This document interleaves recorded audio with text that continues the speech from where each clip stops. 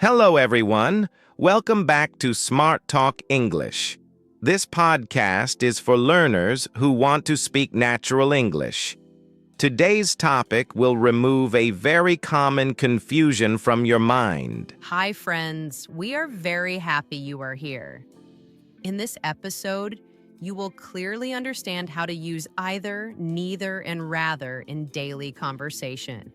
Many English learners know these words, but they don't know how to use them while speaking. Because of this, their English sounds broken or very basic. Today, we will fix that with simple examples and real conversation. Yes, these are small words, but they create a big difference in how natural your English sounds. When you start using them correctly, people feel that your English is fluent and confident. Let's begin with the word either. We use either when we talk about one of two choices, and both choices are okay for us. It shows that we don't mind which one happens. For example, you can say, "You can sit on either chair." This means both chairs are fine. Another example is, "We can travel by bus or train." Either way is okay for me. Either is also used in negative sentences to agree with someone. This part is very important for learners. Many people make mistakes here while speaking. For example, if someone says, "I don't like coffee," you can reply, "I don't like coffee either."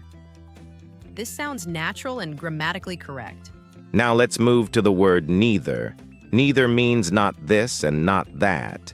It is used when we reject both options or agree with a negative sentence. For example, neither answer is correct. That means both answers are wrong.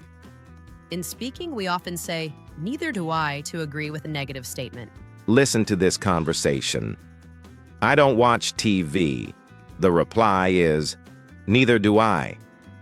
Notice how we use helping verbs like do, does, did, am, is after neither. Yes, for example, "I am not tired." The reply is, "Neither am I." This structure makes your English sound advanced and fluent. Now let's understand the word rather.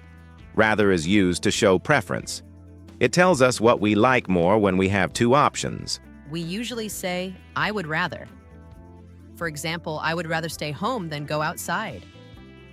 This shows a personal choice based on feeling. Let's compare all three words in one situation to make it very clear. Imagine we are choosing food for dinner. These words change the meaning completely. If I say, "We can order pizza or burgers," either is fine. It means I am okay with both. But if I say, "I like neither," it means I don't want any of them. And if you say, "I would rather eat homemade food," it shows your preference. See how the meaning changes with just one word. Yes, this is how real English works. Native speakers use these small words naturally in daily conversation. Let's take another example with movies. We can watch comedy or action. Either movie is okay for me. This shows no strong preference. But if I say, "I don't like action movies," you can reply, "Neither do I," and then say, "I would rather watch comedy." Many learners say, "Me either," which is very common but not correct for learning standard English. A better reply is, "Me neither" or "I don't either." Yes, correcting this small mistake will immediately improve how you sound in English conversations. Now let's do a quick practice. I will say a sentence, and you think of the correct reply using either, neither, or rather. "I don't like waking up early." The reply is, "Neither do I." Very simple and very natural. You can call me today or tomorrow. The reply is, either day is fine. This shows flexibility and choice. "Do you want tea or coffee?" You can say, "I would rather have tea." This shows your preference clearly. These examples are from daily life.